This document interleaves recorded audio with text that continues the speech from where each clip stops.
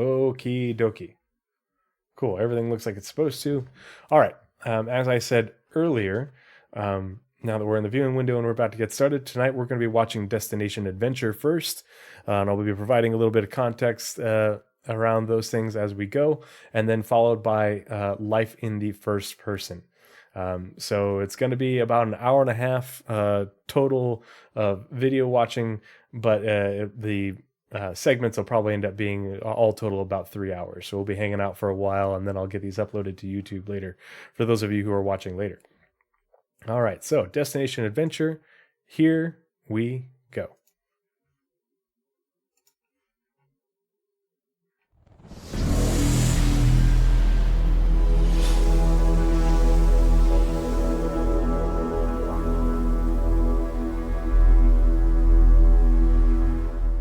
Hello and welcome to Destination Adventure. My name is John Griffiths. I'm the lead environment artist for EU Sandbox 2, and I'm the product owner for the distribution centers. Before we delve into, I'll put my slide on for a start. Before we delve into it, everything that you're going to see is currently in gray box, so just keep that in mind. So, these distribution centers, what are they? Well, so currently in gray box, and for those of you who don't know, as far as like development of assets and things, particularly for locations and vehicles, it goes white box, then gray box, and then final art with like damage states, levels of detail, and such. And so in gray box, you can have there will be coloring to it. It isn't just a gray in order to show like surface geometry.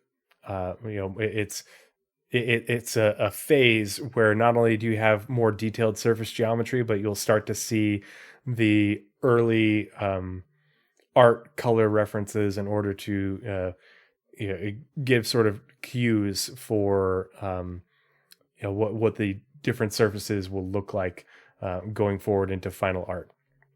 But that does mean that they've been, that they're well in development, and we're going to continue to see more of these as they continue to develop. And I'll be stopping this a little bit here and there as we talk more about it. Well, first off, they're the biggest location we have on the ground outside of landing zones. The reason why they're so big is intentional. We wanted them to accommodate as much world and mission-based gameplay as possible. Each location supports multiple landing pads and hangars, making them accessible to as many players as possible at any one time. So this is important. Actually, both here. Let's. I wish we had the slides. So they are very big. And this is important because of how big they are. And when one of these spawns into the game, it's going to be adding a significant number of entities to the game world when players arrive. And this gets streamed in via server-side object container streaming. And so that's why these are, it's very important that he differentiates how big they are, and that they're the second largest location, second to landing zones. And I think probably should have mentioned stations as well, just because stations are so big. But the thing with stations is a lot of it is empty space and not as much that players can't interact with. They're visually large, but there's not as much gameplay space in the stations like we have in Stanton right now. Now, the stations in Pyro have a lot more gameplay area, and thus will probably have a significant entity count. And I think that helps make up for the fact that we don't have landing zones in Pyro like we do in Stanton. So, but this is important because we're not going to be seeing these before server meshing. I almost guarantee you that the reason they're, part of the reason they're in gray box right now and they're working on them right now is to have them ready and have some, a number of them built. So that way, once we get to static server meshing, we have more locations in game to justify, hey, we've, say if the static server meshing, release is 2 servers for Stanton and 2 servers for Pyro. Well, right now we don't have all of Pyro, and I think that's part of the part of the reason for that is because it's still one server, and so they had to remove a substantial portion of it, i.e., Ruin Station and the Outer Planets, in order for it all to fit in one server. In a worst case scenario where almost everything is streamed in, you have absolute dispersion of players. The same thing for Stanton. I don't think that they'll be able to include a number of these large UGFs or distribution centers or whatever you want to call them until we get static server meshing and until Stanton is subdivided into 2 servers for that initial implementation. I also think that by having these in Stanton, because part of the crew, part of the ship, part of the crew, part of the ship, part of the crew, part of the ship, part of the crew, part of the ship. Thank you for the follow, Citizen Kilroy. Good to see you. Hope you're doing well this evening. Appreciate your support. But yeah, I don't think we're going to be able to see any of these in game getting added just because the server is so chuck full. There's not much room for more locations. They've been having to swap them in and out in order to get new content in and get it tested. And so these alongside, I do think that we're going to see some of the derelict outposts, but the derelict outposts use a lot of reused assets so that the entity count is kept a little bit more manageable.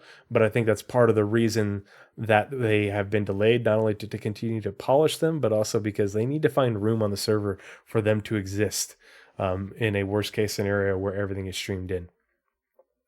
But that being said, I also think that having these, along with some of the new derelict settlements that are coming in, and whatever outposts potentially they end up putting in Stanton, are going to give players reason to spread out and not have this mad rush to go to Pyro, and instead have a lot of people still playing in Stanton to help distribute the player load.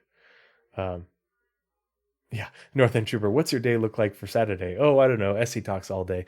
Well, so the original plan is I was going to be on later for the captain's table. And so the schedule got screwed up and Paul's like, hey, can you come on at 4?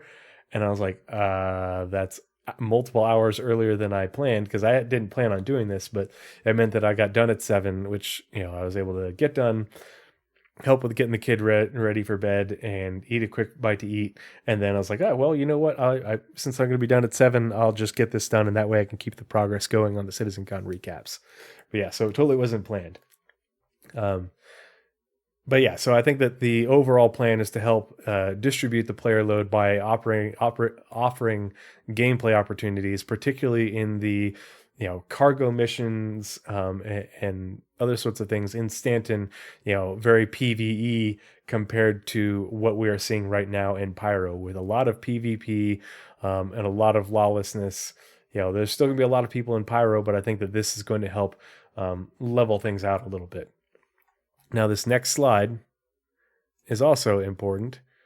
Everyone welcome. Multiple ships alighting at the same time. Alighting as in there's going to be multiple, this is going to be like a station or a landing zone. You're going to have multiple people hanging out here and doing missions versus a lot of times at the smaller outposts, they try to make it so there isn't too much player-on-player friction because there's just not enough space, not enough pads.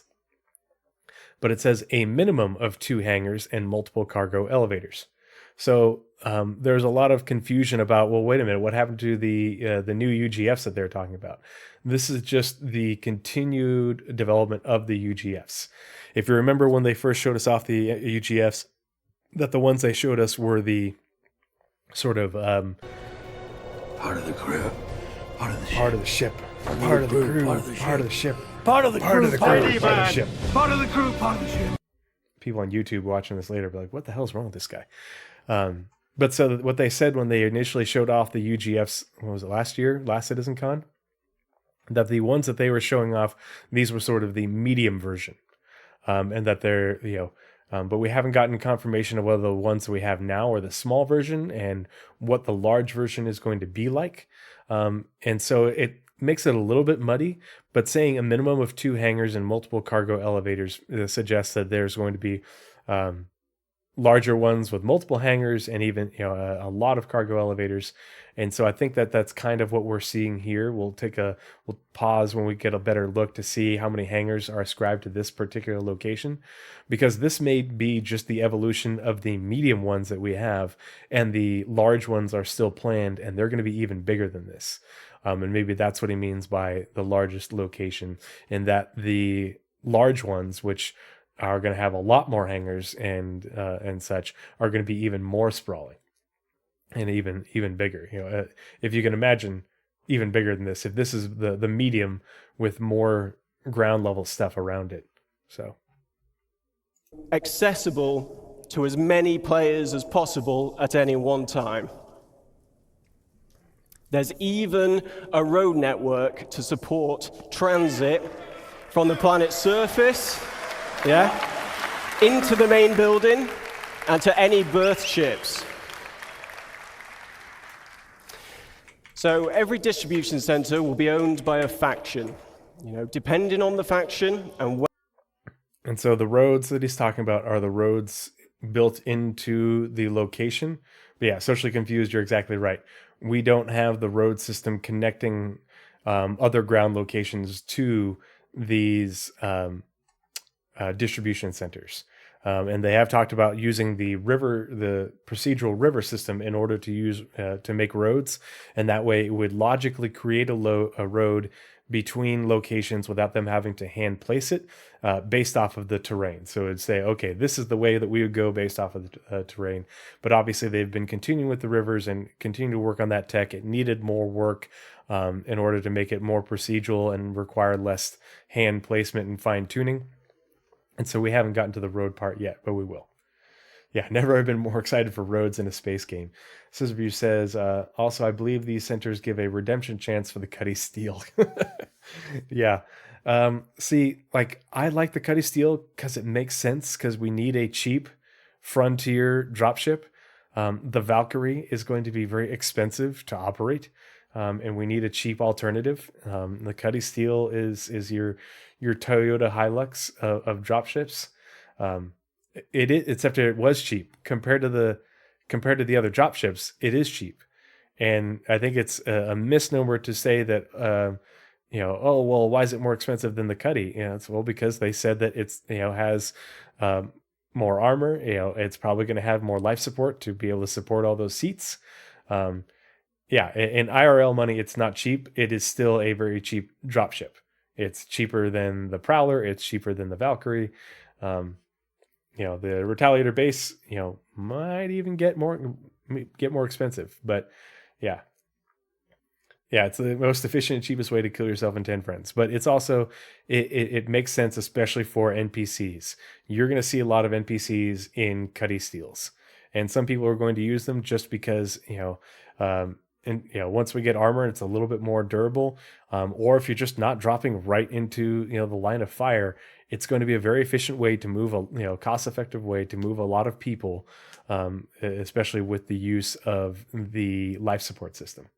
Yeah. Faction ownership, though. So Grey Cat, and if you remember in the leaks, they had leaked files, and actually there's more in the most recent EPTU builds mentioning of not only Grey Cat but also Shubin, and then the the content for these distribution centers, and they are working on. I think they had 13 or 17 different room types with each one having two different variations. So it's going to be really interesting to see how these continue to be developed.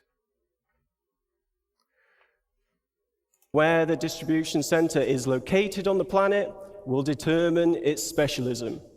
Now, each specialism will lend itself to different missions and gameplay opportunities. So let's talk about some factions for a moment. So an example of a major faction would be the UEE. Now, at their distribution centers, they're likely to be more specialized towards military supply, research and development, or communications, depending on which branch of the UEE it is. They will have a much stronger military presence in the area, and missions here may be more hostile with combat-orientated, team-based raid opportunities. Other examples of hostile gameplay that we're thinking of is hacking and stealing, searching for and destroying a specific item, tracking and eliminating any VIPs, and everyone's favorite, eliminate all. Great. So, and I think this plays into it. I think that when they say major and minor factions, I think you're more likely to see the large UGFs or distribution centers or whatever you want to call them applied to factions like the UEE and the branches of the UEE military, as well as other UEE related groups, and then and maybe even some of the real megacores versus Grey Cat being still a very large corporation but smaller. And so I think that the more medium-sized ones, kind of like what we're going to see now, is the Grey Cat, the Shubin, or maybe not Shubin, maybe Grey Cat, Kovalex. Citizen Kilroy just donated $45 to stackup.org. Thank you so much for your support. Really appreciate it. Just a very generous donation. The Grey Cat tractor rifle is in the EPTU now. It was great. I haven't seen it yet. I've heard mentions that it's like in the files or something like that, but I haven't seen anybody drop any pictures of it. I can't wait. I'm so excited for it. But you're still going to have logistical missions for the UEE. Let's just call them UGFs because it's easier. You're going to have to bring them supplies and everything, but that's going to be, those missions are going to be how you build up a lot of rep and everything with the UE in order to bring them supplies, or particularly you might have to go there and pick up some of their vehicles and ferry them to another location. There's a lot of different ways that they can go about it. But those, if you're doing hostile gameplay against a UEE military base, that's going to be your high level raid. Does it still catch auroras? Oh geez. I think that it's still overpowered right now. Black Intellect says it's cool. I used it. I've been just super excited for that for a long time. But you're also going to be looking at, there's all of these gameplay types for going up against the UE. That's going to be your very high level, because there's going to be so much resistance. Even for hacking and stealing, you're going to be having to navigate around a lot more patrols. Your hacking is going to be higher difficulty level. That's what I expect out of these things.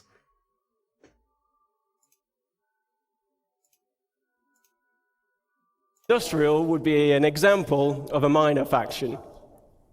So their distribution centers will be more specialized towards gathering resources, manufacturing, assembly, shipping. There would be a security presence here, but it won't be that as strong as a major faction. Our missions here would be more suited to friendly gameplay loops, though we won't be ruling out hostile missions like corporate espionage. So this right here is part of the reason that work on the quantum economy, not the quantum simulation, because the simulation isn't just the economy, but this right here is probably a big reason of why work has halted, because they've continued to work on the simulation. It's working in a closed environment, but they need the way they talked about it. They need the gameplay for it to hook into, and they don't want to have to redo work as gameplay comes out in order to make it function with the quantum simulation. So specialized, they're talking about moving cargo and manufacturing. This is what resource management is all about, because these locations will have resource management, and I'm not just talking about power and cooling. You need to not think about it in the terms of resource management related to engineering gameplay for your ships. It's resource management in the way that we think about production of resources and goods. So they talk about manufacturing, they talk about cargo and such. You're going to be, you and NPCs are going to be bringing commodities, various things to the manufacturing centers in order for things to be manufactured. And then you'll pick up those manufactured things. It'll just be crates, saying that this crate has X number of, P4 AR rifles or whatever in it. And you'll take that to, the landing zone or where it's to be sold. That's how all this is meant to work. And that's why that they're waiting to continue development, because they want to make sure that they get all the hooks right to go into locations like this alongside the other locations, like stations, like landing zones, even outposts, the refineries, everything. But then you're also not just going to have, production facilities. It won't just be production of finished goods, but it'll be production of raw materials. So like when we saw the UGS before, where they were underground and there was like cave systems attached to it, you're going to have a Shubin Interstellar underground facility, great big thing like this, that's going to be a mine. And they'll be mining underground, and you'll be able to take mining missions to go down there and go underground and mine for Shubin Interstellar in order to build rep with them and meet quotas that are then picked up and shipped and taken off, or they're refined there or taken to a refinery somewhere else. That's how all this sort of stuff works.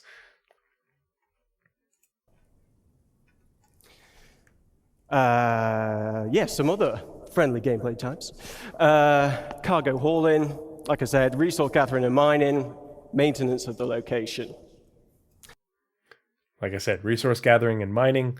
And then, of course, all just this location, just like the stations and everywhere else, is going to have resource management, in that there will be, essentially components and relays and such that will need to be maintained and replaced. If you're having a hard time understanding how this all works, go play a colony sim and watch what the colonists do. And for every certain number of production cycles that a node does in order to make candles, after a certain point, it has to be maintained because it won't work anymore.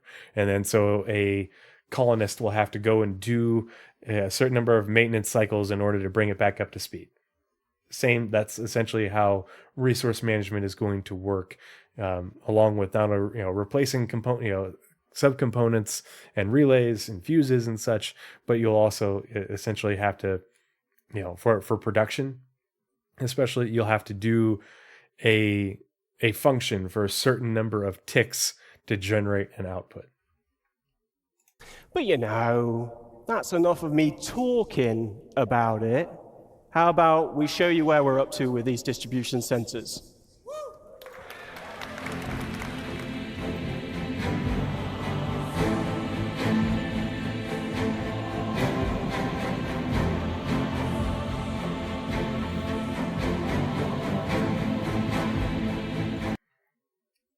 And if you didn't notice,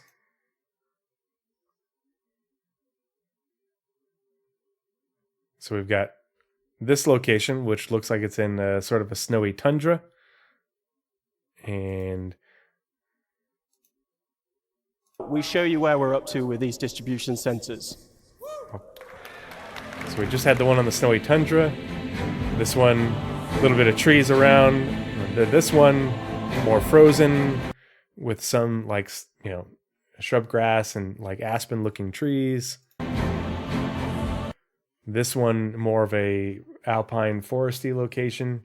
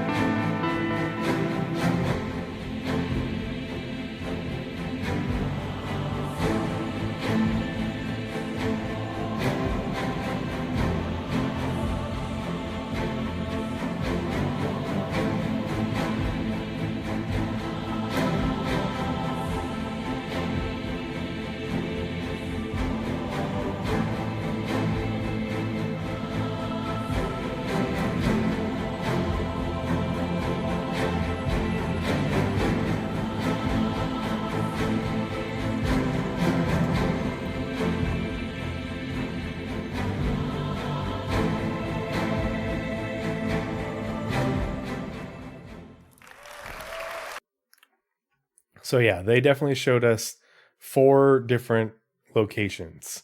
Locations in 4 different biomes of Microtech. Now, does that mean that there are only 4 of these being built right now? Nope, there could be more. That's just the 4 that they showed us.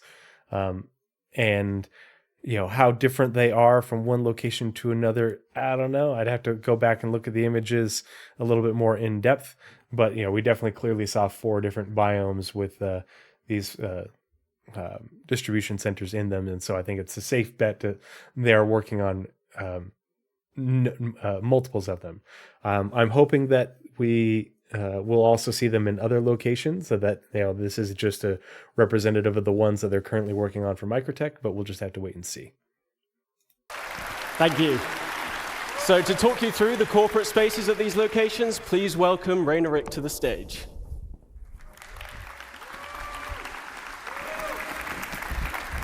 Hello, hello. When they first said his name, I could have sworn he said Ranger Rick. Yeah. Yeah. Halakel and I are on the same sheet of music. Okay, good. So my name is Rainer Rick. I'm a lead environment artist at the Montreal studio, and we've been working with John's team on the distribution centers. So John just showed how massive these locations are. He also presented the industrial sections on the ground level, and I'm here to present the administrative area of these facilities that the Montreal team has been working on. So they're located above ground, just below the tower highlighted in the picture. Inside, you'll be able to explore the So real quick here, this is just like an overlay of the image, but you can see, we've got a pad here, we've got a pad here. This is obviously a good size hangar. And I imagine these things are pretty symmetrical, as you can see here. And so you'll probably have another hangar over here. But if we can get a higher image, I'll try and stop it and look at it, because they said at least 2 hangars. And so I want to see if we can see multiple hangars to try and figure out, is this the medium style and the large is going to have even more, and the smalls are what we have right now, because that will sort of give us a sense of scale for what we could be expecting for the large ones. corporate office space and interact with the administrative personnel. Accessible via the lifts in the hangars and also the industrial sections we saw earlier. In addition, we've added also landing pads in front of the lobby, specifically designed for smaller ships and ideal for short stays like pickup or delivery missions. And we can't ignore the fantastic views we have from these platforms. A reminder of the vastness of these facilities. Now, let's step inside the lobby. You'll find the atrium, which is a central point of the administrative area, providing access to various locations of the corporate space. Within this space, you'll find the reception desk, and as a newcomer, you'll be expected to report here first. So here you can hand over your deliveries or pick up packages and earn reputation points with that faction. So also expect to see corporate ownership reflected through branding, color schemes, and product placement throughout the corporate hub. And with the use of overlays, we'll be able to swap these out depending on the ownership. And That's the really important part. You're going to see a lot of the overall structure is going to be very much, I imagine the big part of the monolithic structure has multiple component pieces, so it can be rearranged kind of like a station. Same with the exterior aspects to give them a little bit more feel. But then I imagine a lot of the interior portion is going to be same rooms, but with just different overlays to make them look different. And so from the outside, it will be like approaching a station, and the configuration might be a little bit different, but very recognizable. And then from the inside, very similar hallway, except for it's going to have Kovalex branding and signage, versus, Gray Cat with the vehicles and the mining armor. Anyone seen a development plan for POI types? This looks like a large type POI. Bunkers would be small. What else is planned? So Halkel, what they said when they first showed us off the UGFs last year, they said these were the mediums. And I think that this is just a continuation of the medium-sized ones that they are building, and that we're going to get large ones that are even bigger than this. Because they also said earlier on in the video that they'll have no less than 2 hangars. And so if we can get a good overhead image, I want to see if we can find how many hangars there are to try and gauge, is this the large now? And what we saw before was the mediums, or is this just a continuation of the development of the mediums and there are going to be even bigger ones later? Because that's a good question and we really don't know the answer. We can only just sort of make some educated guesses based off what we see. Here's an example with Grey Cat showcasing their vehicles Steve! and some shiny armor. And back on the topic of reputation, as it grows, you can expect to gain access to the executive office spaces. From here, you'll meet with unique quest givers, and depending on your reputation level, you'll receive various mission types, either friendly or hostile. And finally, the distribution centers were designed as an evolving location. We've built this with future expansion in mind. And in the back of the lobby, for example, doorways could eventually lead to additional office space. So that's what's really important, is additional office space for additional mission givers. Kind of like if you go to, I use the Starfield as an example, but you go to a landing zone in Starfield or a city in Starfield, and there's different mission givers, for or different mission givers for different types of people, but associated with the same faction. So you same thing like if you go to or even different parts of a landing zone where it's all the same faction, but this is the security, a security person, and this is a logistics person, and this is a personnel person or something like that, a maintenance supervisor, all these different people that are related to different aspects of gameplay that are associated with it versus just the the chief executive, or the director of the location. But then also being able to access different parts, so be able to land here and take an elevator down out here or deeper down into the facility, especially for the ones that have underground aspects. Enough talk. Just before I show our progress so far, I want to give a big thank you to the Montreal team for their work on the administration area. Thank you. And as John mentioned, we're still in gray box phase, so just keep that in mind. But let's take a look. Ooh. Okay, so here's a good shot. Okay, so we can see the corner of a hangar right here. Corner of a hangar right here. I don't see any hangars on the side. You can see doors over here on the side, for traffic going in.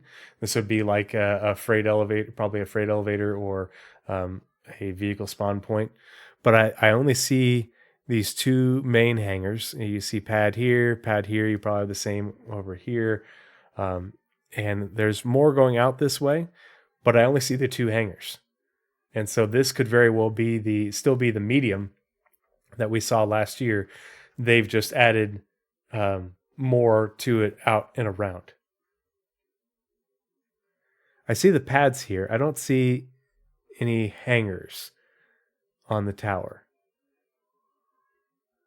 You see doors coming in. That's how you get in. But I don't see any hangars. Now, look, a turret and another turret. You gonna get shot. Let's see if we get a better view here in a second. We'll hover on the pause.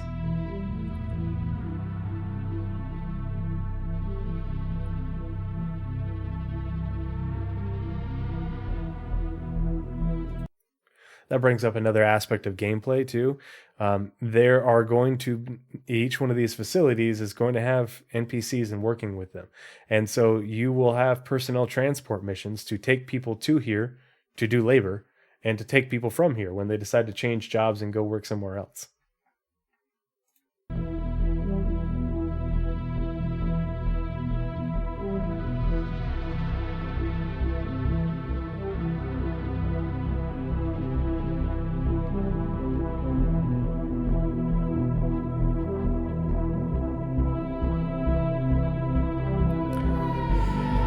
Spirit E1 gameplay. These guys have a big corporate meeting they need to get to, and so you're going to fly them all in your Spirit or your Connie Phoenix.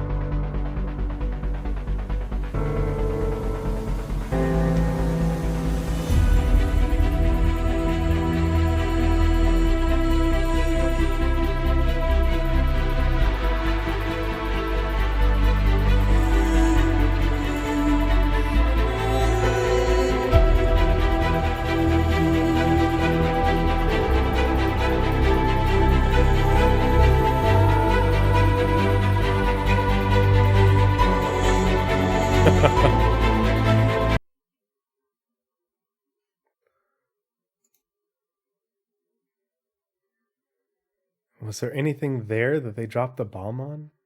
Or are they just dropping the bomb for grins?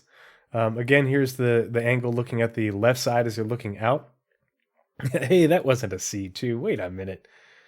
But yeah, you see it's symmetrical on both sides. You get another hangar over here, and it looks like a pretty good size hangar because it's a lot bigger than these pads.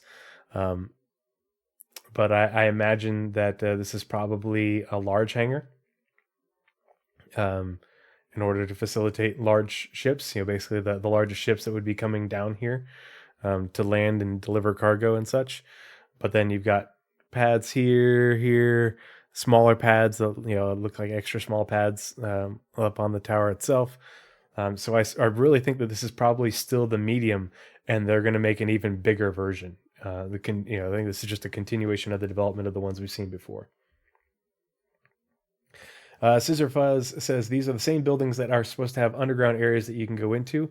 Yes, and they'll get more into that here in a second. We'll talk about that because not all of them will have underground areas. Some will and some will not. Having these obtainable as org bases would be neat, something to fight to control. I don't know if we will ever go that far, just because this is meant to be a production facility, distribution center. It's a base for a mega corporation, and so I don't think we're going to ever see anything this big available to players, even for orgs. But we'll just have to wait and see. We'll see where they go with it.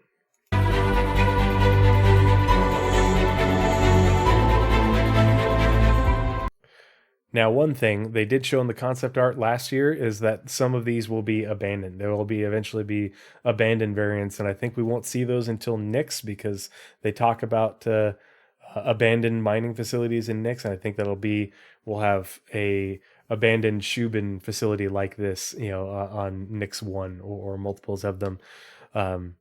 But just like with derelict stations and with abandoned UGFs, if no one's there, you can go clear it out, claim it as your own, and store things there, and potentially, you might be able to get it up and running. We don't know, but you could at least use it as a hideout. Yeah, environmental changes contingent on quantum.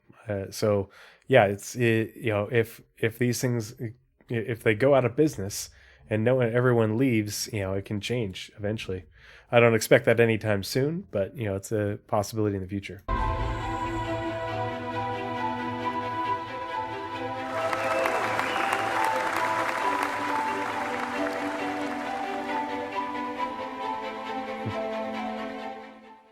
Fuck that rock over there in particular.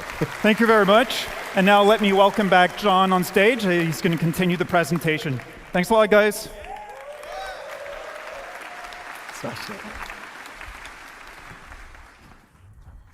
Team did a great job with that video. Okay, so something we've been working on that's unique to this location is raids. Click on. So raids are team-based missions with a focus on high risk, high reward operations. As Carl mentioned previously, you'll be able to choose how you gain entry to these locations. Coming prepared and geared up will make the difference between success and failure. Ultimately, you'll need to work together in order to succeed. So these raids will have you breaching the interior of the main structure, highlighted here. Now, each interior will comprise of rooms that reflect the location's specialism. For example, a shipping-focused distribution center will have rooms dedicated to the storage of cargo. Looking to the future, we're planning on having distribution centers with subterranean levels that will be accessed from this interior space. These will expand upon and increase the difficulty of these raids. Now let's take a look at one of these raid missions in action.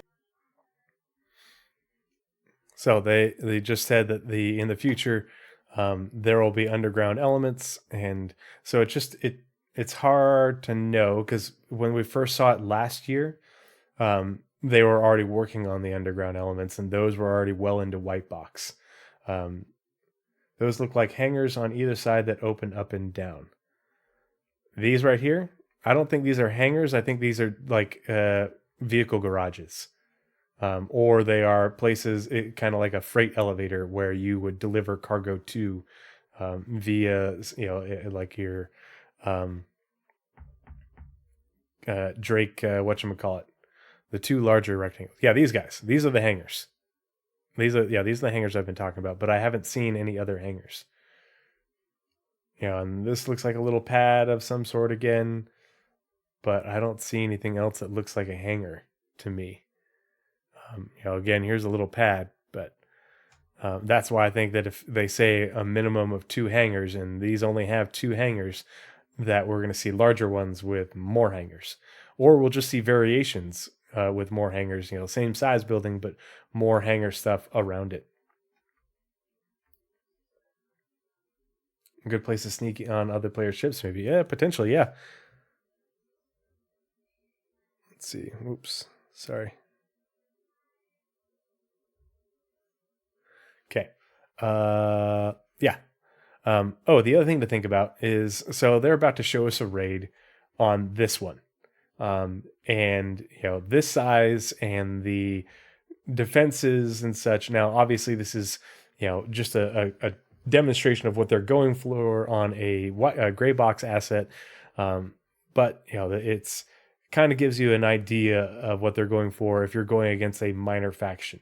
So imagine, that the minor factions like Grey Cat or Shubin, or maybe even, we don't know if they consider Hurston a minor faction. Obviously, Hurston's still very minor compared to the UAE.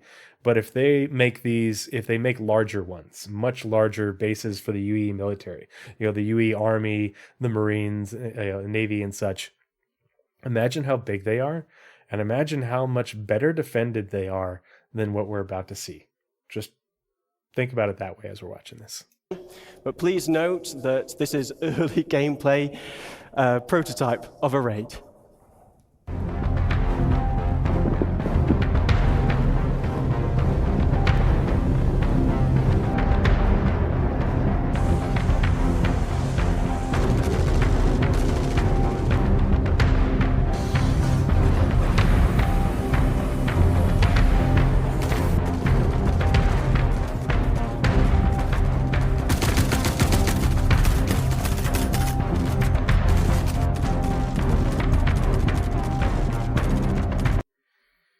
Hey, Enoch just raided with a party of 15. Thank you so much for the raid, Enoch. Hope you're doing well. Really appreciate you.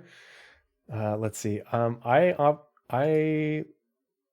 don't have a follow command thing because I'm a bad streamer built in. But if I did, I would say, hey, go give Enoch a follow, show them some love. But thank you so much for the raid, and thank you everybody for joining us. This evening I am doing my CitizenCon 2953 recap, and we're watching the Destination Adventure panel as well as the Life in the First Person panel. So we're going through these, looking at the details. Basically, this is me doing what my process is for rewatching all these things and getting a really detailed perspective, and my critical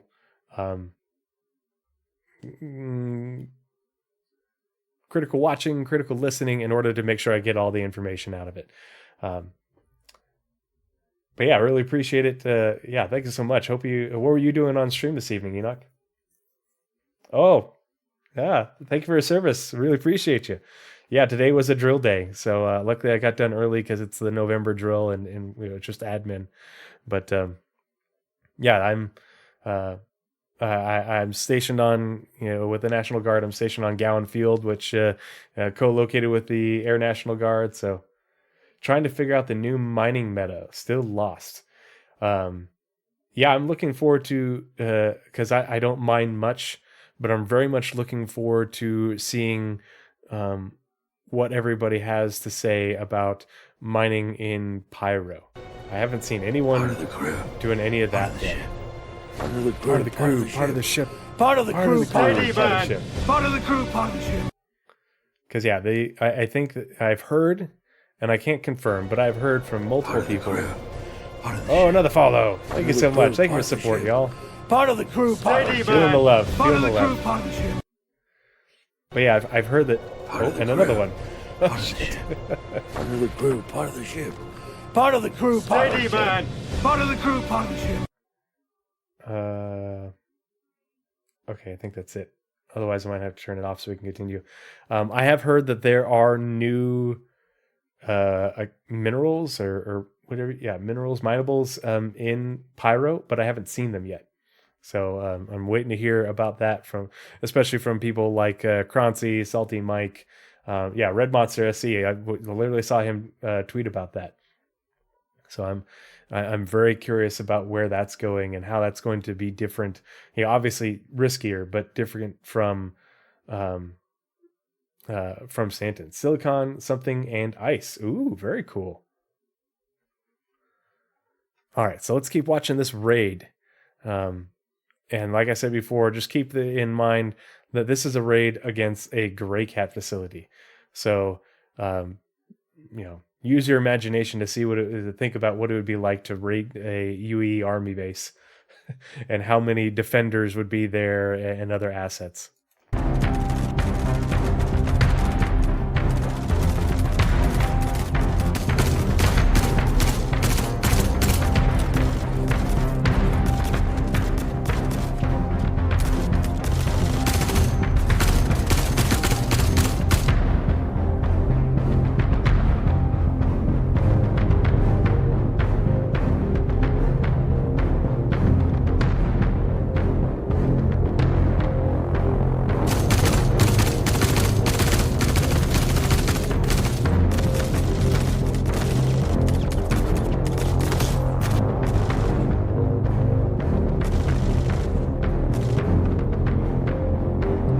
Gunned down a whole lot of civilians there.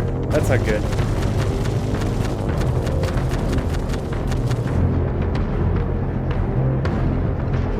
You can see those anti-air turrets shooting at them. That was a pretty good amount of fire. Obviously not enough, but... Thank you. So, as you saw in the video, the team took a more aggressive approach to getting inside and taking what they wanted. But this isn't the only approach you can use.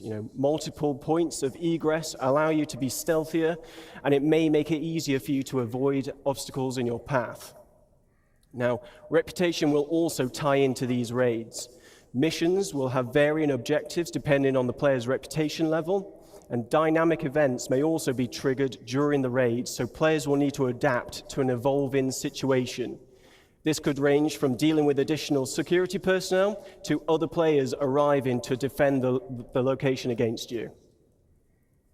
Something else we've been prototyping is how we can utilize the multi-tool to create gameplay puzzles. Physically interacting with the environment around you changes the puzzles for everybody. With multiple add-ons for the tool available, you may have to get creative when finding a solution to the problem in front of you. In this next video, we show you how using the tractor beam attachment can open up new paths to your objective, but it's up to you to decide what path you can create with what is available. Let's watch the video.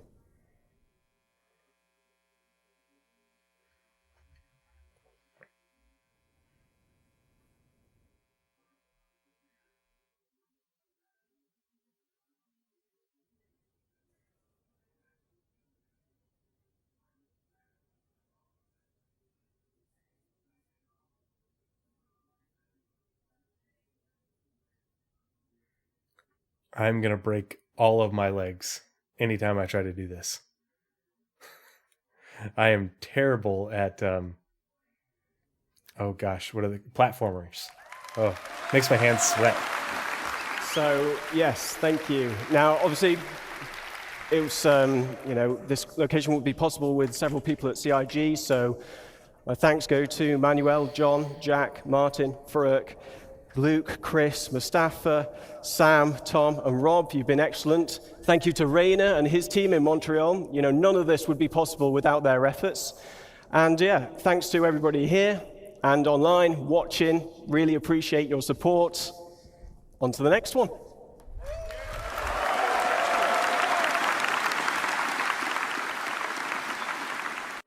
A lot of people are going to love the platforming, and I totally get why a lot of people do it. Ironically enough, I have a fear of falling. I don't have a fear of heights. I have a fear of falling. Like, I'm perfectly happy and comfortable hanging from my hoist out of the side of my Blackhawk because I'm attached to a Blackhawk and I know who is flying it and I know who's maintaining it. But if I'm not attached to the Blackhawk, I am afraid of falling out of the Blackhawk because I don't want to go splat. And I've rappelled off of several 100-foot cliffs and multi-story buildings many, many, many times.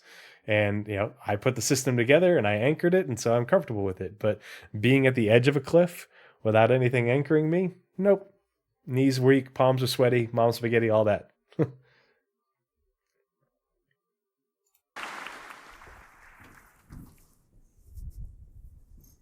Hello. This is a good segue from the distribution centers, as I'll be talking to you about different aspects of cargo and freight on behalf of Art and Design. My name is Nick Etheridge, and I'm an Assistant Environment Art Director. So obviously, cargo isn't just about boxes. It's a big part of the game. Almost every aspect of the game has some kind of involvement with cargo. And I'm going to briefly go through some of them now. So let's start with missions. How will hauling contracts work in-game? We'll be introducing the Interstellar Transport Guild, as well as formalizing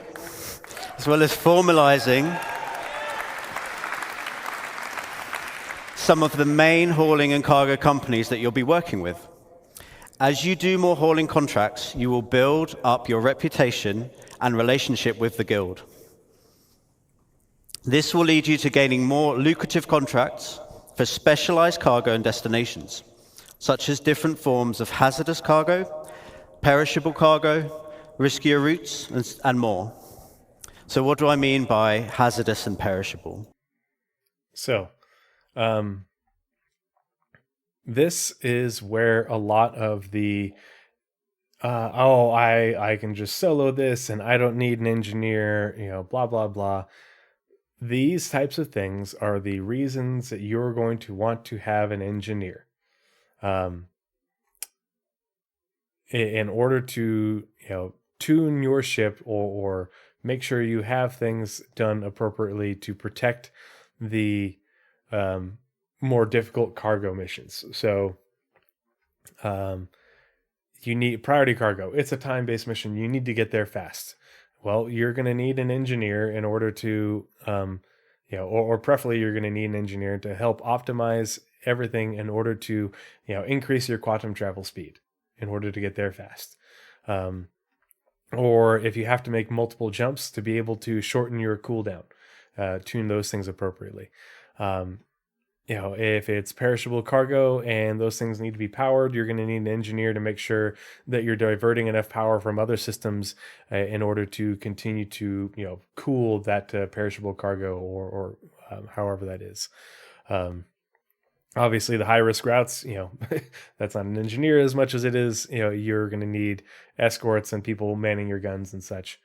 But, the hazardous cargo, depending on how they work hazardous cargo, certain things might be hazardous in that you need to do things a certain way that's going to require engineering gameplay to protect that cargo. Let's see. Aetherdrift says, I do have some misgivings about they gamify the inventory boxes. Also, they didn't show any kind of automated system for cargo packing. I expected there to be a Tetris screen as well as manual stacking. So, I guess I can probably say this. I talked to Chad McKinney for well over 30 minutes at the Bar Citizen on Friday before CitizenCon. And when it comes to the manual loading or if you are in a hangar and you want your ship to be loaded for you, what will happen is you will exit your ship and you will be in a hangar and your ship will disappear down into, a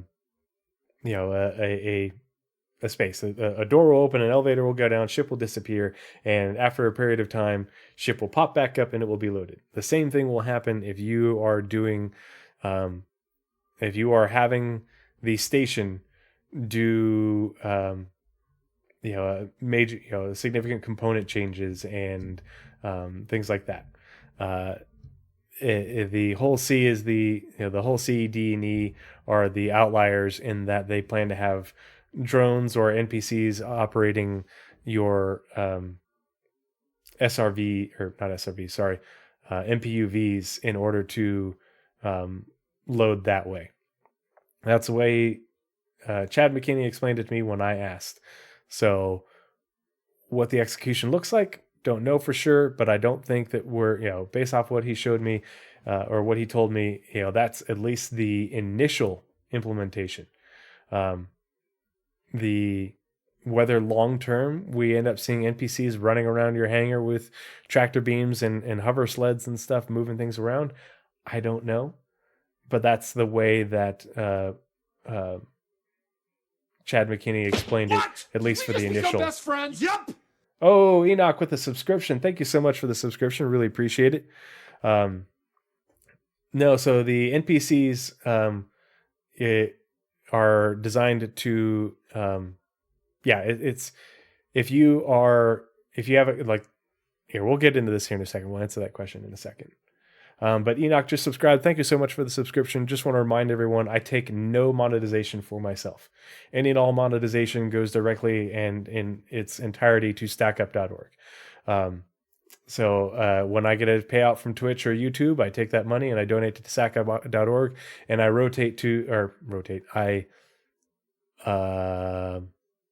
what's the word? I round up to the next highest $50. So like I've got a payout coming soon. I think it's probably going to be about $70-$80, and I'll round up to $100 with some of my own money to give it an even number to support their mission. Well, as you know, there's lots of commodities in the game, and different commodities have different properties. As you know, with events like Xenothreat, we have some special cargo types with different attributes, such as time-sensitive cargo or quantum-sensitive cargo. But those were a small selection for the event, and they were the two-handed carryable types anyway. We'll be expanding those types, plus lots more types, to the wider game and to these hauling contracts. So how does this affect gameplay? It will affect the choices you make when you are handling, storing, and traveling with the cargo. For example, with size and weight, is it carryable? Do you need a tractor beam? What type of tractor beam do you need? Is it a handheld one or a ship tractor beam? Some containers can only be moved with ship tractor beams, for example.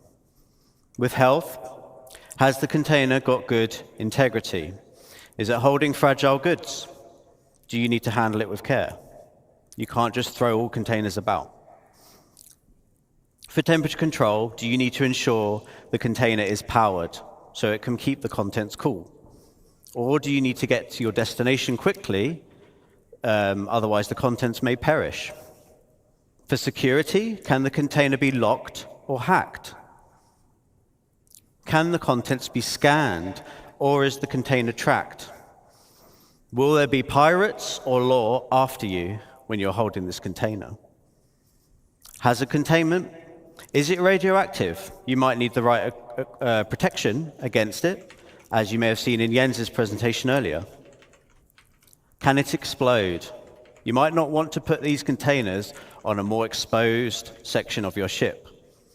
And many of these attributes are going to be visually distinctive. So conversely, if you want to steal, for example, some cargo on a whole sea, which does have very exposed cargo containers, you might want to avoid shooting blindly and accidentally blowing up your potential profits. So look out for those types of containers.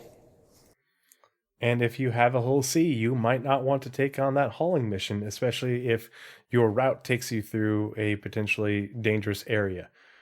Because if maybe enough of these things get blow up and shot, then it'll damage your whole sea, and then you not only lost the cargo, but you've got a damaged ship. And so, sorry, socially confused. I'm coming back to this. So NPCs, the way they've talked about NPC loading, unloading, is that it can scale, and so depending on the availability, depending on the availability of NPCs to do the labor at the location, is how much it will cost you to pay them, and then you can pay more to have more NPCs do it and then get it done faster, or you can pay less and it'll get done slower. That cost will scale based off of your reputation with whatever organization controls the station. But then also, it's kind of like with the refineries right now. They're limited, the amount of refinery tasks that can be done at any one time is limited. And so it'll be the same way with the unloading and loading of cargo.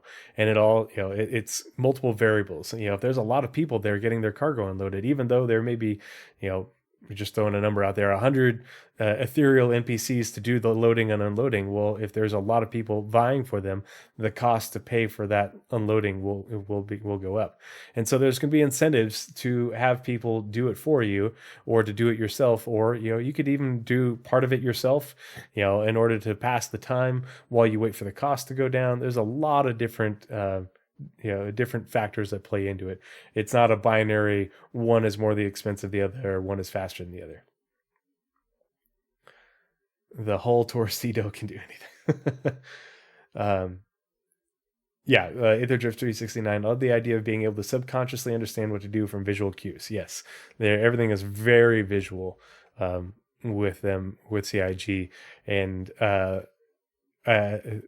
think that's a good sort of connection point with that the zooming portion that they did with the like dogfighter combat and everything. Zooming in on the whole sea, be like, oh, is this thing laden down with things that will go boom, or is it a whole bunch of containers that are very generic and should be safe? So if I have a few errant shots, I'm not too worried about it. But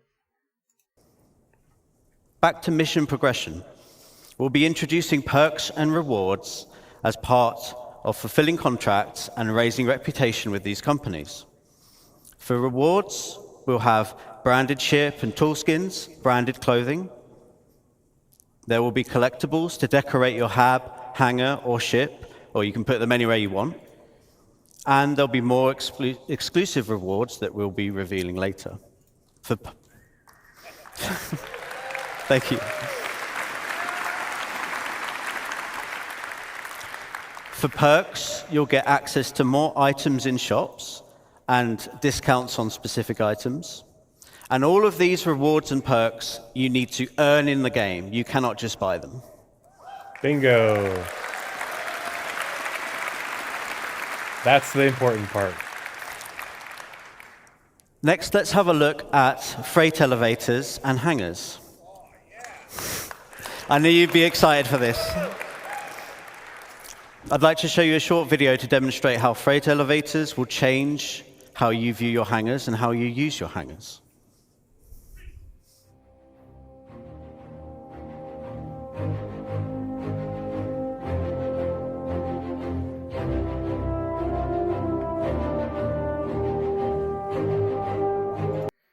So down here in the bottom, it says in development visuals. So freight elevators are already in development. They're like showing this is what it looks like as far as it is right now. So this is really great for the development of freight elevators. This is a really good indication of how far along they are. It isn't just a, oh gosh, what's the other verbiage that they use sometimes? The conceptual or design stuff that the ISC team does. This is an in development visual. And here it is. Here's a freight elevator doing its thing.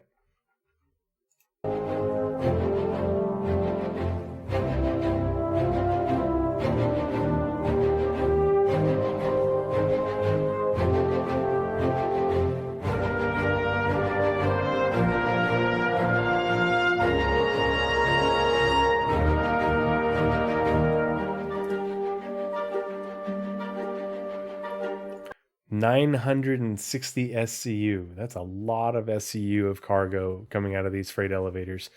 And this is, if you look at it and you've got your two-handed tractor beam, or you've got multiple people doing the two-handed tractor beam, you could make pretty light work of loading up your C2, rather than spending the money if you really want to be. If you had a fully crewed C2, everybody comes down and loads it up, and you're done in a not too long period of time. You get your conveyor belt conga line of cargo going.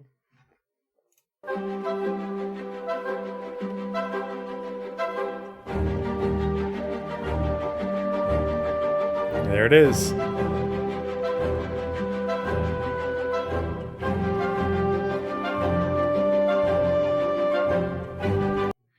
Many beams make light work. Yeah.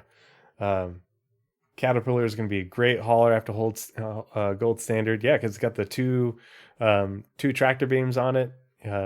It's I've seen a lot of people playing around with that. It's already a great ship. It's going to be an even better ship. I think this is pretty dang cool.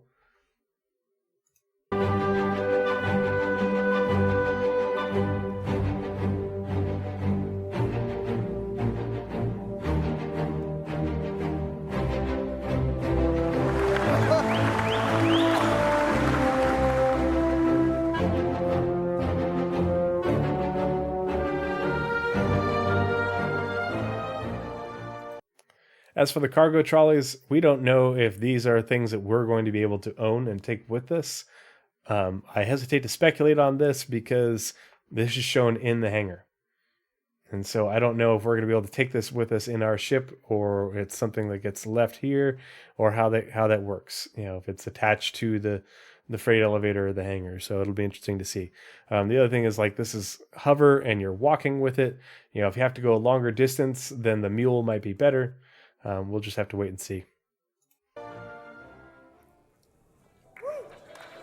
But wait, there's more.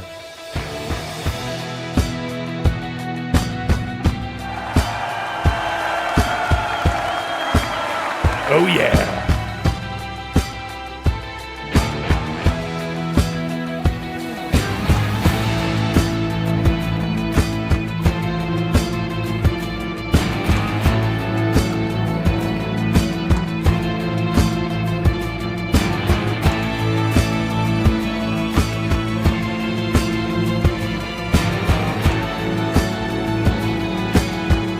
I love the crates.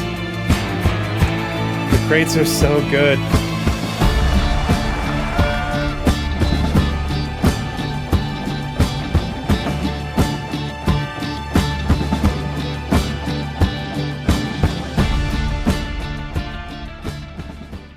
Yeah, it's such a big quality of life upgrade in terms of getting your vehicles onto your ships, and then being able to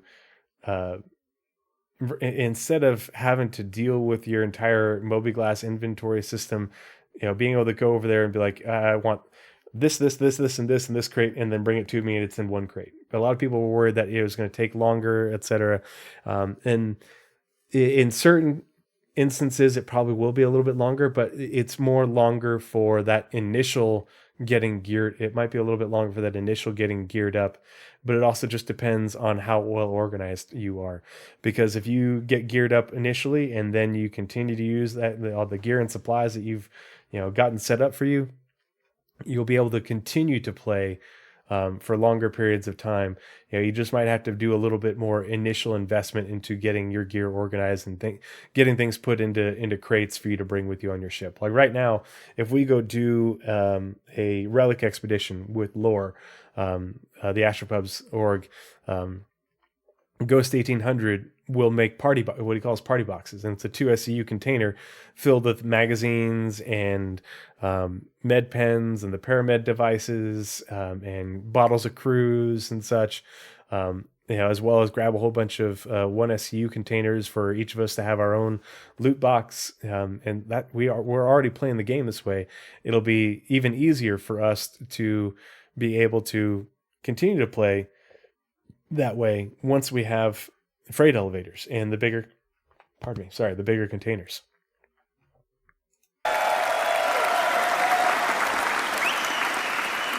Thank you. Thank you.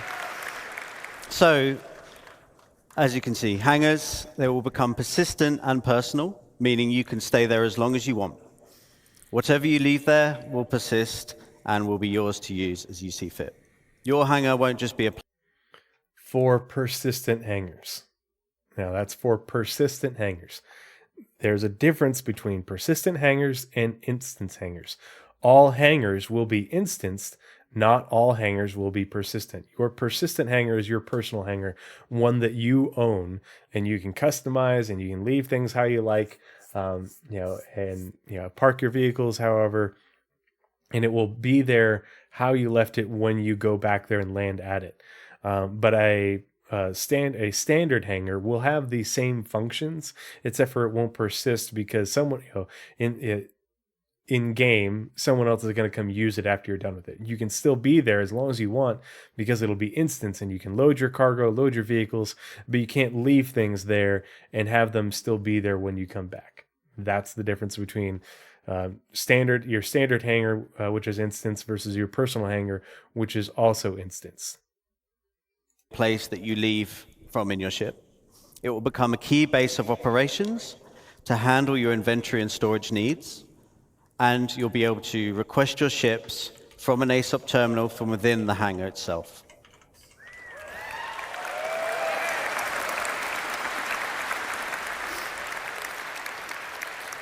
Location inventories won't be magic and instant anymore. This means that the freight elevators will be one of the main ways you interact with your local inventory. Items. And remember, persistent hangars, we'll get freight elevators and instance hangars before we get persistent hangars. They're not the same thing. I wouldn't expect the freight elevators, which are a prerequisite for instanced and personal hangars. I wouldn't expect your persistent hangars to come in the same patch as your instanced standard hangars and the freight elevators. Wait, no more hand waving. I want my money back. No refunds. Stored at the location can be requested via the elevator kiosks and will be brought up in a physicalized state to do with as you want. This would be done through a dedicated interface screen to manage large volumes of items. It won't be using the personal inventory system. The change is obviously a really big quality of life improvement to retrieving ground vehicles. No longer do you have to travel thousands or millions of kilometers to specific places in the verse to get your vehicle. You will get them straight from your hangar.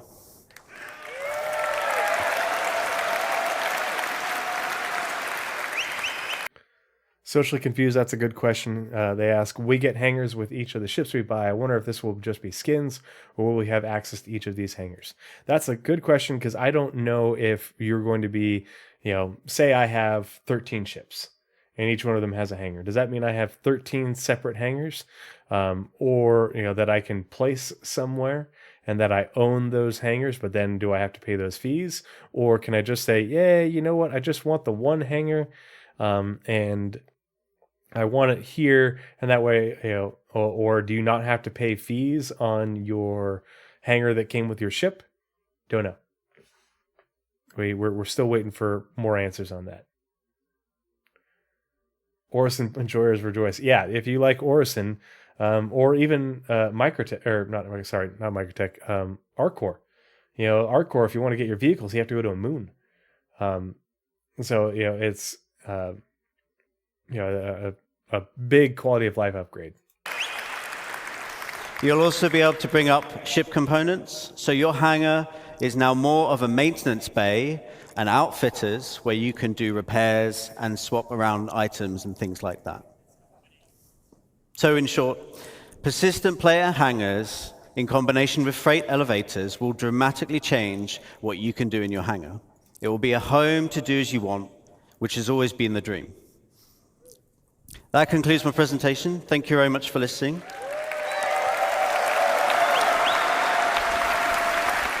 And I will pass you over to Todd Pappy.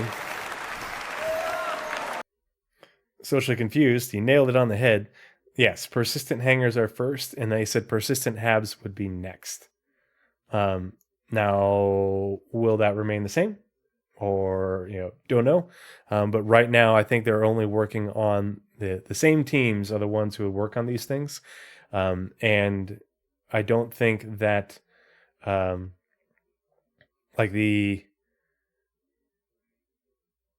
don't think we're going to see persistent habs work get scheduled until persistent hangers are, nearing completion.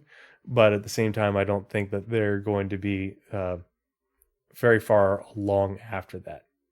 Yeah, we haven't heard much about habs in a while, and gosh, I'm brain farting. I'm pretty sure they said that the work on building interiors was paused until they completed the work on UGFs, and then they would pick that back up. I may be wrong. CitizenCon. Oh, here we go. Come on, I can't hear you. All right, there we go. I got to meet Todd Pappy. Got my picture taken with him and Paul, the Astropub, at the VIP event. That was really cool. He was in dire need of a drink. So, we'll be talking today about something special. It's an update on something that we talked about a little while ago, but we feel it's the future of Star Citizen, and it's the culmination of multiple different game systems coming together. Culmination of multiple different game systems coming together. This is what I'm talking about with the video that I mentioned that I'm working on earlier. Star Citizen as a colony sim changed my mind. Isn't exclusively a colony sim, but there's going to be a colony sim within Star Citizen. So why don't you play the video?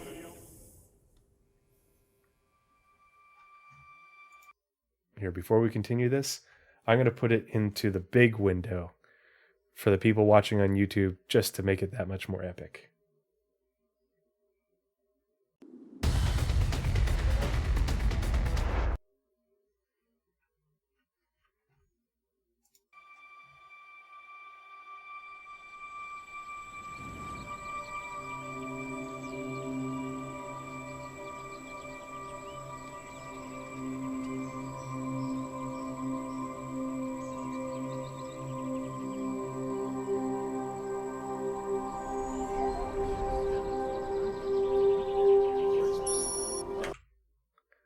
Why are they all standing around? Why is no one working? There are no union breaks in my org. I don't have an org, but if I did have one, there wouldn't be union breaks.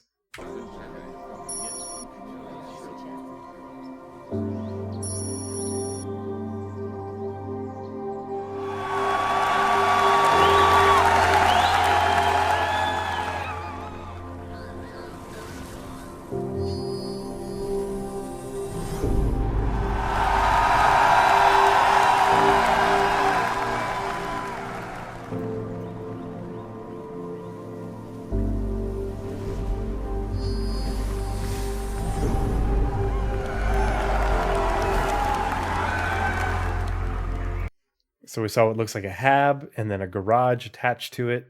Tree Hurston tolerates no slacking. Yeah. Get back to work or you get the whip.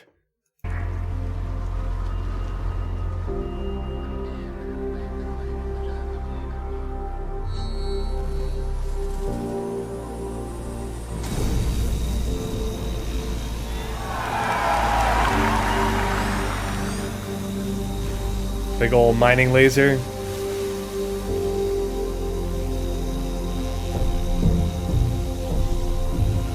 Oh, generating some resources.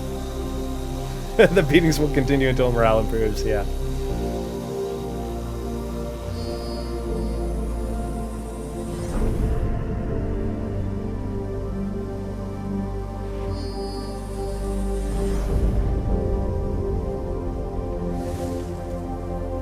Go back really quick. See if we can get a better look at whatever that was.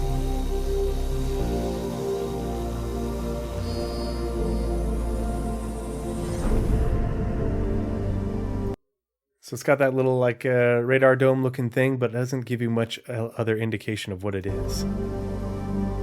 Yeah, maybe like a comm center, comm relay. You've got some solar panels and just a connecting aspect. And a vertical hydroponic farm for generating your space salad. Yeah, comm relay or surface scanner, radar for detection. Yeah, see-through bridge. The devil's lettuce. Yeah. Yeah, what's space weed in game? I forget.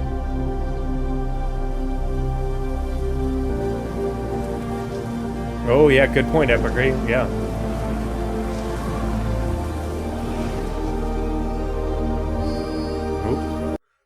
You've got a defensive turret right there on the backside of this is the hab we're coming back to and from the garage there, so you're able to mount that on there. And this is obviously my favorite part.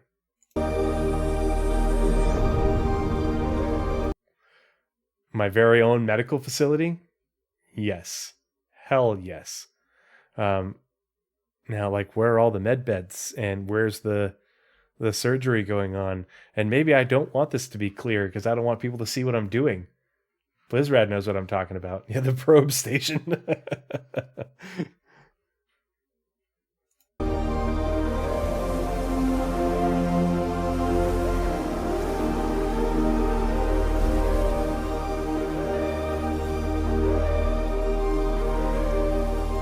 I love the giant skylight looking thing. Medical, that's a rearming facility. But all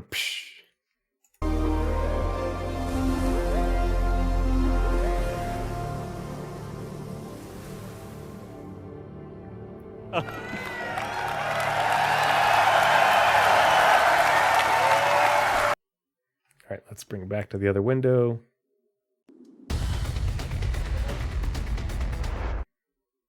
Okay, we're back. All right, so base building. All right, it breaks down into two really large gameplay sections, planning ahead and prepping, and then you've got the on-site where So again, we see that vehicle garage here. We see what looks like an even bigger garage type thing here. This looks like maybe some sort of solar panel, not sure. Here's that vertical hydroponics thing and maybe some more hydroponics bays that aren't vertical, the sort of greenhouse looking things. This is definitely like a giant looking antenna, comms array. It's all connected with these tubes. you're actually going to build. So with that, you need to figure out what your goal is. Is it to have a home with a nice view and relax? Is it to have a trading post where you want to create and sell items? Is it to gather? This is a better image of that Atlas with the base building trailer thing. That's super cool. My question is it Anvil making this, or is it another company that makes it in partnership with Anvil? Anvil makes the truck and the trailer part is made by somebody else. The resources available and move on to the next area, or is it to be off grid and be completely self-sufficient? So with that, with your prep and everything like that, we've got blueprints. So the recipes, everything in the game is fabricated from a blueprint. This is why I say that Star Citizen is a colony sim, because everything has a recipe. It's just like how they showed us in the original Quantum video, where they were working on whatever was going to be the recipe for your power plant at ArcCore. It's the same thing, and that's what the resource management system is everything is based off of a recipe. You require X amount of power going to your guns in order to create X amount of laser bullets over a period of time. But then the byproduct is heat and such. And in order to create that power, you need fuel, such and so on and so forth. And then with the recipes, not only does it require the certain, the materials, but it's also going to require labor, just like any of the other things that are produced. Players acquire blueprints via reputation rewards, missions, or rare NPCs. With any blueprint, you can actually do research on it and then create different variations. With materials ranging from the common to ultra rare, you might find them at the local shop or have to travel around the universe to collect them. Unrefined, refined, simple materials, or even complex components will all go into the fabrication. With this, then you've got location, location, location. First area is high security, so you must purchase the land. The base is actually invulnerable because of the planetary shield tech. So they say planetary shield tech. That's, to me, one of the bigger questions, because we'll learn more about shields here in a second, but does that mean the whole planet has a shield? Or is it just talking about shields that are able to be deployed planet-side? That's my question. And if it's invulnerable, will it have you built a base here and automatically there's a shield there and that shield is invulnerable? Or is it just the structure will be invulnerable and you can't damage it? A security will show up to protect it as well. You pay for the privilege, you're taxed. So at this point, you won't have the best resources available. You won't have access to the best resources available on the planet. Eparchy, you nailed it on the head. I really hope that it turns into RimWorld with the AI. The better base you build, the better NPCs you can recruit as companions to populate your homestead. So if you remember from the quantum simulation, the AI, the quantum presentations and the way they talked about it, the AI have traits. And Eparchy, I'm sure you've played plenty of RimWorld. The AI in RimWorld, the little NPC characters, have traits. And the traits are what establish their affinity for different jobs and things. And they also have not only traits, but they'll have skills. And so, it dictates what their priorities are. It dictates what sort of work they're skilled at. And, if you're more skilled at that work, it means you can do the same amount of work in fewer ticks in order to produce the same amount of resource and such. Another great colony sim is Stranded Alien Dawn. That's the one I'm going to be using to get footage for my video that I'm working on. It's basically RimWorld, but 3D and smaller scale. But if you want to better understand the things that they're talking about in this, as well as how it relates to resource management and the quantum simulation, go play a colony sim, or some sort of population management sim. Yeah. So land claims are a choice between the only constants: death, low sec, and taxes, high sec. Oh, Blizzrad. Yes. Yeah, you are correct. If you don't pay your taxes, the shields will go away after a period of time, and the base will become derelict and will collapse. But this is low risk, low reward. It would actually be a lot of fun to find a derelict base. Maybe no one's blown it up or something like that, but now the shield's gone down, no one's been there, and you can go up to it and you can cut open the door or hack the door, and now you can loot the supplies that they left there, or take it over as your own base. Maybe that, sweet, this is not, no one's paid the taxes, so they've, it's gone into foreclosure, and this is mine now, I'm going to claim it and I'll pay the taxes. That would be really cool. Then you've got low security. So again, you must purchase the land. It's owned by an independent corp, gang, or faction. Again, you don't have access to all the best resources on the planet. The base is vulnerable. AI NPCs will show up and protect the base if it's attacked. The protection will escalate over time. So AI will protect your base for you based off where it is. You do have to pay taxes and fees. But interesting that he doesn't mention a shield. And so that's the question is, okay, will you be able to still build all the defenses and everything as well as a shield at this one, and also have the NPCs defending you? You can also build defenses to help mitigate this as well. And then it's medium reward, medium risk. Then you've got lawless. So this is no protection other than what you build. There's shields, anti-air. Players can disable the shields by getting close to them and destroying them. High risk, high reward. Since there's no taxes, no protection fees, you get a high return on the resources that you collect. I wouldn't call Stanton low security. I would say, your UEE systems, where it's UE controlled, would be high security, a high security system. If you're on a UEE owned planet. Now, if you go to a planet or moon that isn't in the UEE, and Shubin Interstellar controls the land on that planet or the area of land in this planet, and you want to set up a base within their zone of control, then you can do so. But you're not going to have UEE protection. You'll just have Shubin security protection. Stanton, the planets are owned by Corps, but it is still a UEE system. So it is still they are still part of the UEE. And so I think that if you are on Microtech or Hurston, that you will have the full protection. If you're on one of their moons, you should have full protection. I don't think it just extends only to UEE held planets, because those planets are still held by the UEE. Now, who does the security might differ. If you go to, I forget the name of the planet in Bremen, that the majority of the farming is on, and you set up a security system there, your planet's invulnerable, your base is invulnerable. But I think it's going to be systems that are outside of UEE control, but you're still going to have zones of control outside those systems or in those systems, but they're not.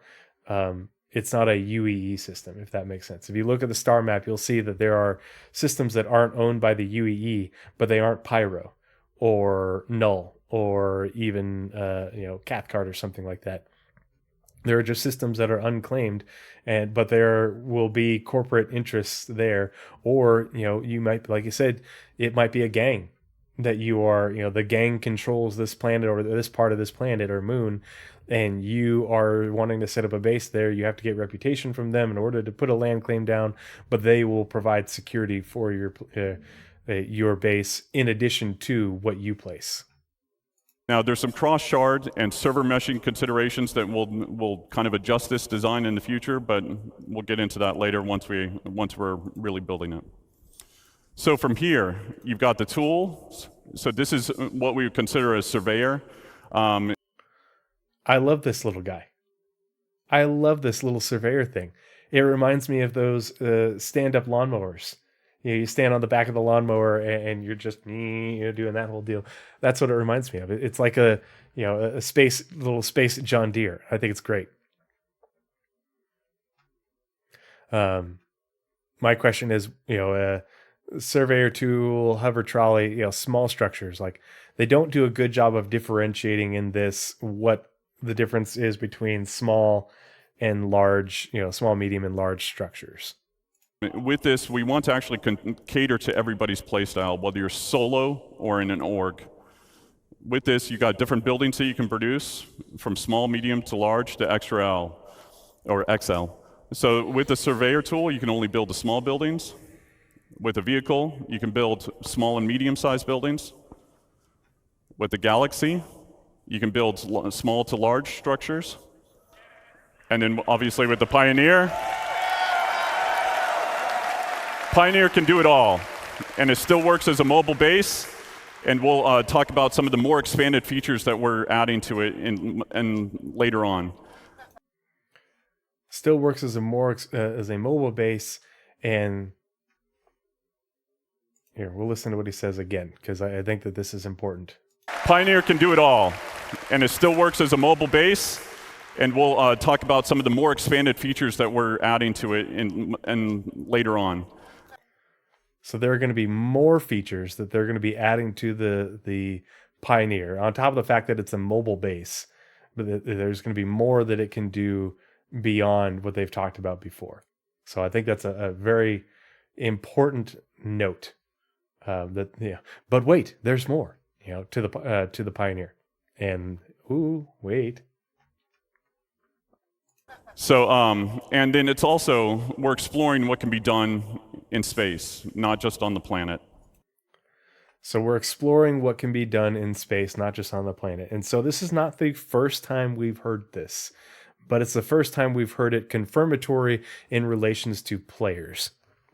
Now, you may not remember, but in one of the Rastar presentations, they talked about eventually being, and I forget the exact verbiage, but being able to use Rastar for locations in orbit, not just on the planet on the planet side. And so we don't know, there's a lot of ways we could speculate on it, but we don't know what they in what that might entail, whether it's space stations, whether it's asteroid facilities, whether it's both. They haven't mentioned anything about it. We don't know how that's going to work, but they are exploring in space options. And that's all we know so far. But we know that the current in space options are space stations and eventually asteroid facilities, which are in development right now. Yeah, Aetherdrift 369, build me an asteroid base, baby. Yeah, that's what I want, is to be able to, have somebody with their Pioneer come up to my asteroid that I've claimed and, hollow it out and build structures on the surface and inside it. And my endeavor is going to be a space station or part of one. Yeah. I think it would be easier to hide a space station. It just depends on where obviously space is extremely vast, but you could put it dang near anywhere. The question is, will they let us put it anywhere? Because they did stay in orbit, but orbit technically means everything. I would much prefer to hide my base inside an asteroid field or asteroid belt, because it's going to be very difficult to track it down. Yeah, Macton SC, exactly.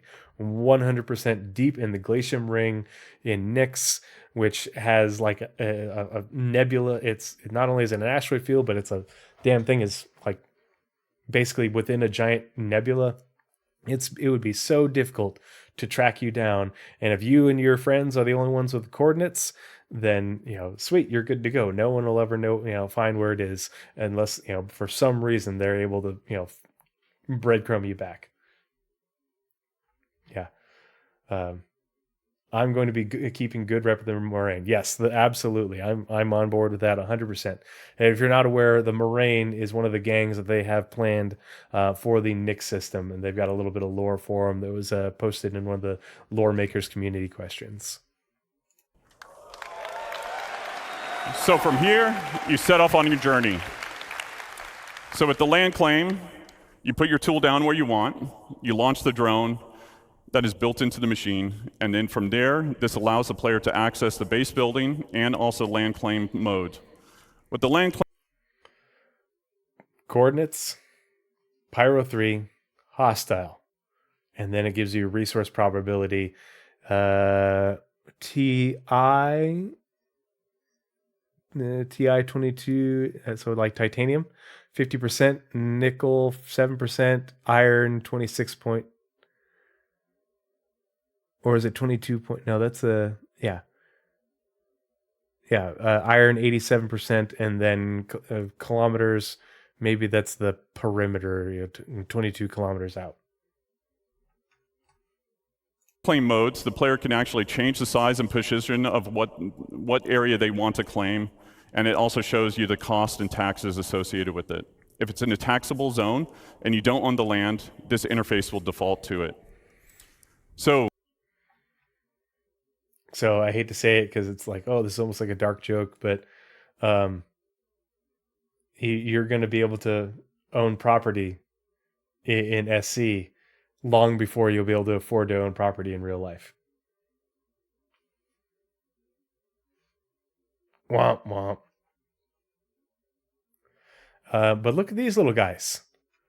And look at these animations for what they're doing for the building. This is going to be interesting to see how this plays out in terms of how structures are built and what they end up making it look like. Yeah, the new American dream is virtual. It's going to be very interesting to see how this works, in terms of, okay, because you can see here in the background, you've got your Atlas, chassis with the trailer thing, and you've got, 3 of these little, laser construction, it's building via beam,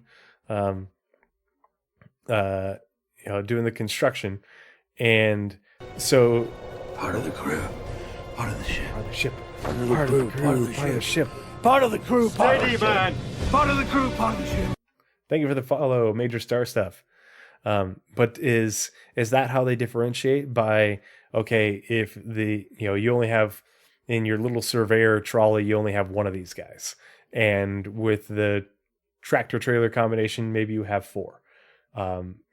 We don't know how that's going to work. We don't know what it's going to look like. But this is just concept imagery, but it's something to think about. If you own land or it's in a lawless area, it'll automatically go to base building mode.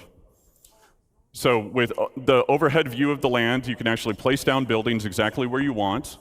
You can see the resources beneath the surface, and then you can also place multiple buildings before you actually build. So you can see how it will all kind of come together. You'll see the resources that are needed for it. And then you can also switch back and forth between different modes, which are showing off the resource network and how you link basically power generators to consumers. And then I like that it's going to be able to give you a preview. So you'll be able to say, oh, okay, I want to build this, this, and this, and you can move the configuration around and optimize it before you start, laying the foundations. player can move or deconstruct existing buildings right now with no charge. Fabrication. So when you basically build these buildings, So if you remember in the previous screen where it looked like they had a bigger garage, maybe the garage is the bigger garage is the fabricator versus the smaller one that you saw the Ursa come out of. Maybe this is just maybe this is just the bare bones interior of the structure, and now you have to decorate it, or maybe this is going to be the fabricator. I'm not sure. They don't come with any furnishings, and if you didn't bring any with you, then you want to build a fabricator. So depending on what you want to build, there's different sizes of them that support buildings from decorations, armor, weapons, components, and even ships.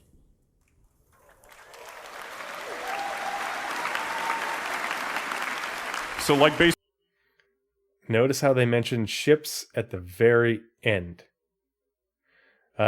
Chrome Dome says, I hope they do more of a 3D printing animation versus beams. Yeah, I do too. That's what I hope for, versus just beams and things materializing out of thin air. We'll just have to see how that ends up working. Interior design is the new meta job, yeah. But notice I mentioned ships at the very end, and at the very beginning was just decorations. So I think you can relate that to, you're going to need a pioneer in order to build the extra large fabricator, and you'll need an extra large fabricator in order to build ships. That's just me talking out my ass, just speculation, but I don't think you're going to be building ships with your small fabricator that they also use to build your couch and end table with. base building mode, you need blueprints, resources to craft what you want. Everything fabricated is produced it produces a physicalized entity. Stats and quality will depend on the quality of the materials actually used. Once you've done that and you've built your decorations, now you can actually fill the room the way that you want to fill it. So furnishings can be purchased at different locations, or they can actually be fabricated. You can do that via first person or in a dedicated mode in the Surveyor's tool. With that, you've got different types of buildings. So you've got utility style, which would be garages, freight elevators, landing pads. Socially confused, we have no idea what ships we'll be able to build. Personally, I hope that it's very limited. I hope that it's you'll be able to build like maybe special. This is just a little shuttlecraft. From various manufacturers and different types. I hope that they won't be letting us just say, "Oh, okay, well, I want to build my own galaxy."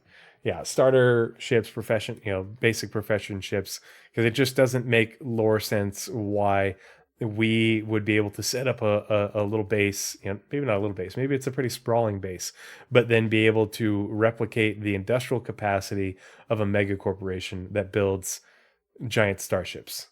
It just doesn't. It doesn't jive well with me when it comes to a realistic perspective for the game. Um, and I also think that it's important to manage expectations because I don't want people thinking that, oh, I'm going to be a solo player and I'm going to build this massive base all by myself and, gather resources and build my own ships. No, this is the end game of you and your org and a whole lot of people working together to achieve these things. Um, if like again, I'll bring it back to like the Rim World or the Stranded Alien Dawn, you know, comparison. In order to get the end game stuff in those colony sims, you have to grow your colony. You have to have a lot of people working there and working together, and you have to have it organized appropriately in order to get that end game, those end game things that are part of that. What a colony that has reached that level of advancement can do for you. Yeah, Oz veteran. I just want my own lab and experiment on humans. Oh my. Yeah, it will only be fair to for me to be able to build a javelin and park it outside. Yeah, and so that's the thing. I don't want people getting the misconception that you'll be able to solo having a big sprawling massive base in your own shipbuilding industry. And this is still a sim, and it's meant to be a sim that's based in a somewhat of a reality.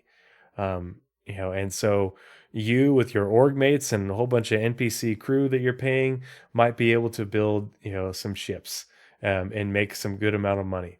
But if you're trying to do all this all by yourself, you're gonna have a hard time doing anything beyond just your little John Deere surveyor and basic, small structures, that sort of thing. And the other thing is all that's going to require maintenance.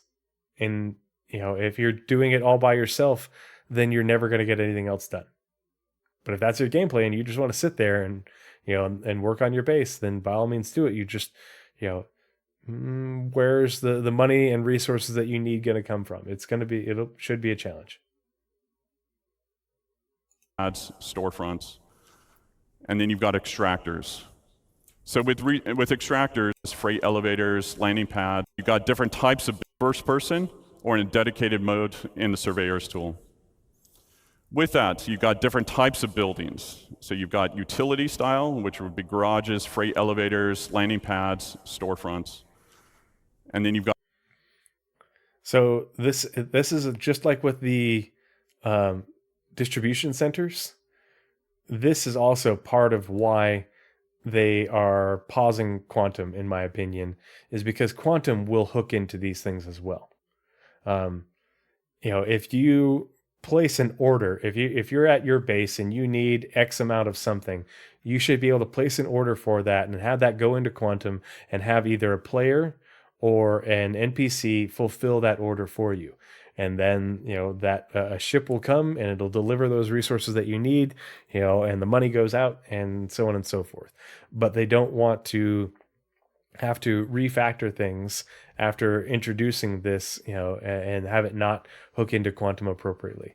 But if you have deliveries coming in and that delivery needs to go, into your cargo here at your base, your cargo storage, you'll have a freight elevator to do that. You'll have a freight elevator to store your vehicles there, and a garage to pull them up from.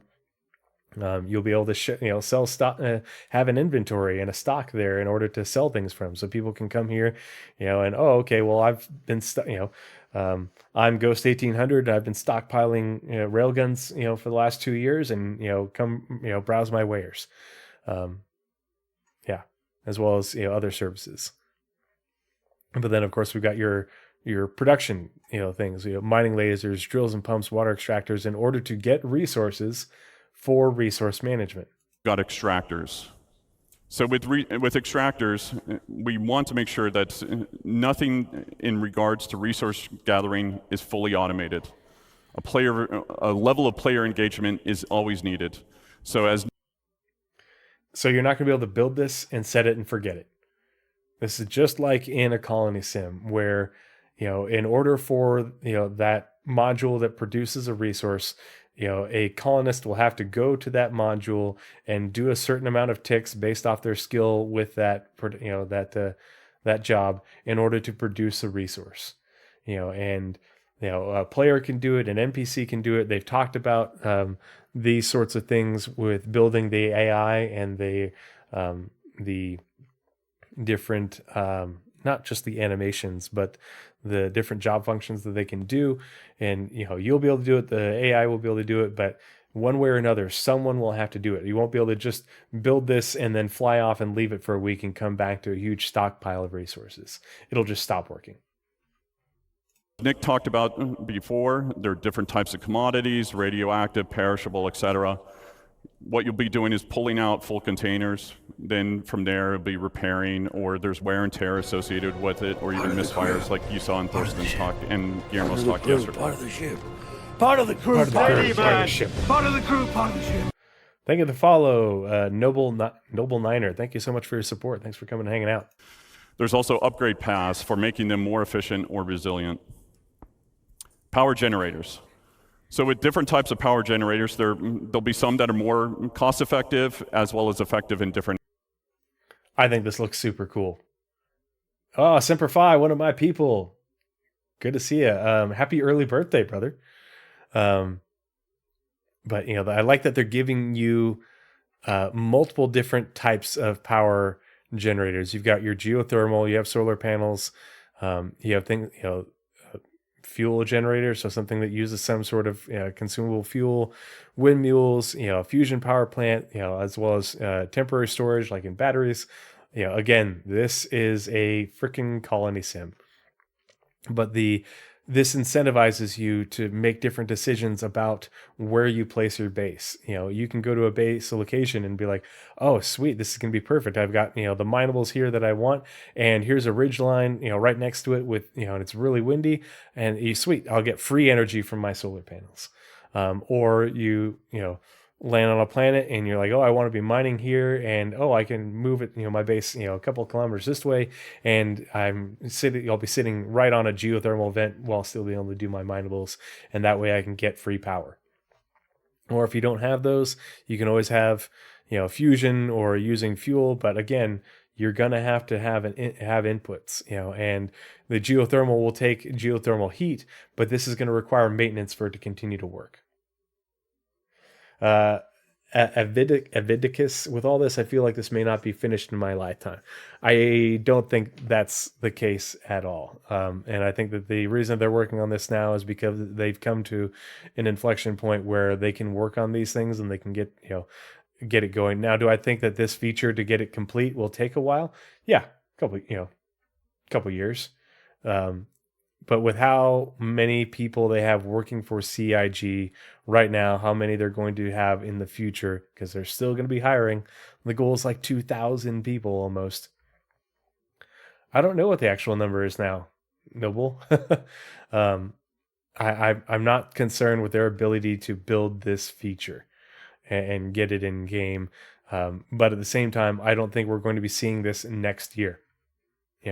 I think that they'll be working on this, and we might get an initial iteration in a year with just a little surveyor, or they might wait. But remember, the Galaxy isn't going into production until probably not long after, or probably not until the Polaris is in final art. And so at the earliest, the Galaxy will release, probably late next year, early 2025. And if they get the Galaxy out with all the modules at once, but it just depends on, on how much resources they dedicate to this gameplay feature. And with the amount of people moving back over from Squadron 42, not only are they going to be implementing the features that they built for Squadron, but they're getting started working on other features. And so it's going to be interesting to see the progress on this. But you can't set your expectations based off of past performance when things have changed dramatically since then. They have 1,300 plus people working at CIG now. It is not the same as 2016 when they had a fraction of that. It just isn't. Areas. Solar panels will not always work in darkness. Fuel generators will need to be filled up every now and then batteries to store excess power. Then you've got producers. So things that will require the players to combine different resources to produce new items. And then you've got... Let's go back to that slide real quick. So fabricators, obviously a producer, you have to put a whole bunch of resources in there in order to build things. Hydroponics, you're going to have to supply this with water and whatever sort of fertilizer type things they need in order for you to get these outputs, as well as the recipes, aka seeds. But that's why you're going to need a water extractor, or if you don't have a water extractor, or there isn't water on this planet, it's not going to be great for farming, but you might want to still have a little bit of food coming in, so you have to take deliveries of water, and that's where maybe ice mining comes in.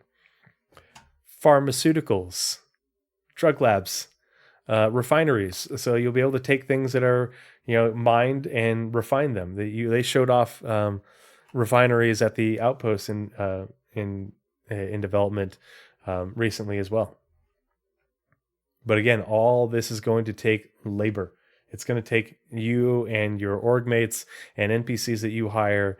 It's going to take effort for you to do these things. It won't be automatic. Part of the ship.